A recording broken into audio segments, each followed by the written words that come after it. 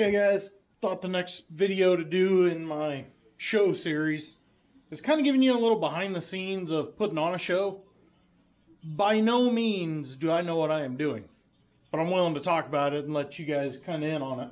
A lot of people put on a lot bigger show than me. Mine, it's 20 some tables, but I'll just show you what I do. Maybe you got some tips for me, or maybe if you're trying to either grow yours or start one, you can get some ideas.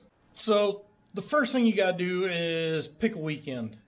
Mine that I host is always the second Saturday in January. It's coming up. It'll be January 14th. It's really hard to pick a weekend because you got to find a weekend when there's not a whole lot of other shows going on. Now, as you come west, kind of from about the Missouri River this way, it really changes. You know, back in the Midwest, there's a show every weekend, sometimes multiple shows in a weekend. Out here, there's only two other shows within a couple hour drive. One in Dodge City the end of January, one over in Swink. What is he, the 4th Saturday in March? And that's really it. Okay, so now that you got your weekend figured out, next thing you got to do is figure out your location. For me, there was about 3 options. The Elks Lodge, the Eagles Lodge, the community building. That's really it. Now that weekend in January is traditionally our high school wrestling tournament in town, which kind of helps because it brings more people to town, gives you a little bigger audience potentially. The first year we held it in a hotel that's not open anymore, kind of trying to do the St. Louis Lafayette type setup. You know, you have your rooms and then there's a big courtyard. I could tell right away it wasn't what it needed to be set up there. But at that show, members of the Elks walked up to us and said, "Hey, would you guys be interested in doing a partnership on this?" Now, I should specify, I do not personally put on the show. I'm the one who organizes it, yes, but it's actually the Prowers County Farm Bureau that I'm the president of. When I got put on the board, they said, "Hey, we thought this might be a cool way to just get our name in the community." So we did it the first year by ourselves, and then since then, we partnered with the Elks. We used their location, and basically that's what they provide is the location. I do everything else. So now it's the Lamar Elks Toy Show, sponsored by the Prowers County Farm Bureau. So that's kind of how that works. Okay, so now you got your date and location. Now you got to figure out dealers. So I basically got started at the Dodge show, which is the one in January I was talking about. I go to them, talk to all the different dealers that are there saying, "Hey, I'm looking at this. Would you be interested?" And I got their contact information. So over the year, here is my list of dealers, excuse me, from last year, getting confirmations on them this year. Again, it all comes down to scheduling. A lot of these guys already have their show season scheduled out, so it's a matter of finding a weekend that works. It might revert you back to step one if you can't get enough dealers, but you can keep figuring it out. Now, the step I'm in here this first week of December right now is advertising, and this is where I will take any advice you have. So right here, these papers are my lists of, that's newspaper, that one's radio stations, kind of in the area. I'll email them, say, "Hey, if you got a community calendar, we'd really appreciate if you could put it on there, because we don't have a massive budget, so I can't afford just traditional radio ads. So all I'm looking for is a spot on their community calendars." As far as spending money, I do postcards. So whenever you show up at the show, if you do not get a postcard in the mail, I have you put down your address so I can send you a mailer every year. That way, which those will go out this week, that way I've got, I think right now, about 115 people on the mailing list. So instantly I've got those people, they know about it. The next thing, flyers. Rural America, people pay attention to the boards at gas stations, dealerships, parts stores. So getting a flyer put up on their pegboard that can, or not pegboard, what am I thinking? Corkboard, that can draw in a decent crowd, or some more to your crowd, I should say. The really big one that I've been kind of experimenting with lately, there is it's not a newspaper, it's kind of a circular type deal that goes around once a week to every resident in like a 100-mile radius of here. I've started to put a lot of money into that because I'm like, well, it's getting in their hands once a week. And then the one I'm really putting money into is Facebook and Instagram. Social media ads based on talking to people that show up the first time is where they're starting to really hear about it. So that's where I'm kind of dumping a lot of my advertising money into. But yeah, advertising is one of those things that's really hard. If you've got tips for me, please give me some ideas. I could always use the help. The hard part about our show is that we're a small show, so our budget is really small. Because then, we have to divide the money in half with the Elks Lodge, and their half essentially pays for what we would normally pay for the use of the facility. But you look at it and, well, do I spend the money here? Do I spend the money there? Social media seems to be what's been working for me, at least the last 2 shows I've done. So today, the main thing I'm doing, I got a couple more dealers I need to get confirmations from on tables. I got a couple new guys I need to reach out to see if they decided if they want a table or not.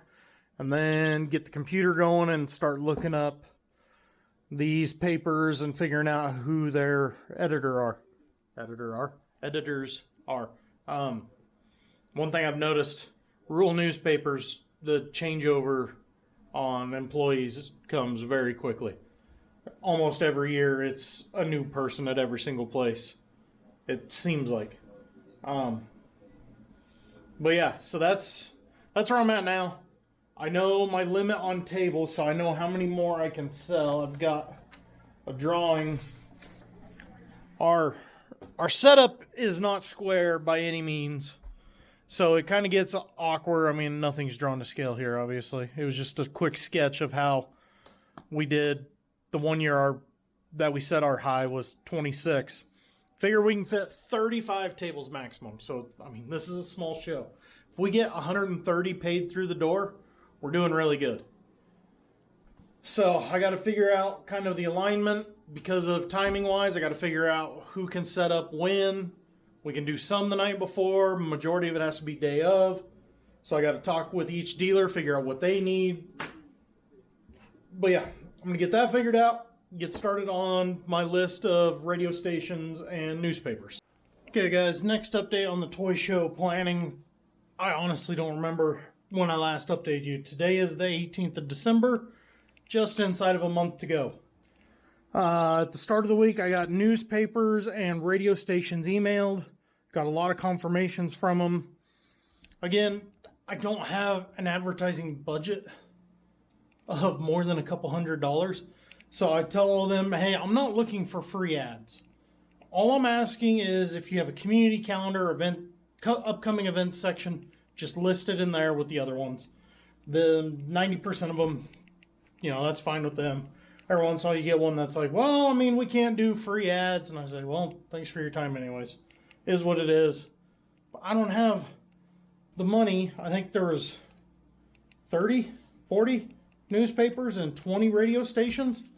I can't be doing paid advertising in each one. That just add up way too fast. Next real big task was sending out the postcards. So if I haven't said this already, when you come through the door, we get your name and address. So that way we can send you a mailer for a reminder of next year. Had the insurance office in town run off the labels for me. It's kind of a real nice part about doing this with the Farm Bureau is the Farm Bureau insurance office is willing to help. They ran off all the labels for me, so what normally takes me a week to handwrite, I did in one evening in about an hour. So I think there was 124 postcards went out in the mail. I got the first flyer printed off. I need to run to town to a copy place, get about 20 or 30 of those made. Donnie, the other guy that kind of helps me with the show, that's kind of what he does. He gets them flyers posted everywhere. So that's a real big one. The other thing I'm going to get going now this week is Facebook, Instagram ads, and contacting the local free paper about getting a paid ad there, because that one goes to everybody's house right in the immediate area. So that one is worth doing a paid ad. Okay, guys, latest toy show update. I think I already told you guys, got the flyers printed. They're being sent out. Talked to the local paper or mailer. That should be out.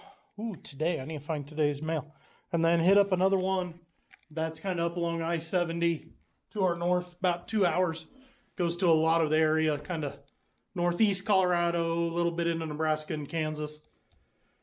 So I believe all of my paid advertising is done. I just got my first bill from Facebook. I'm a third of the way through on it.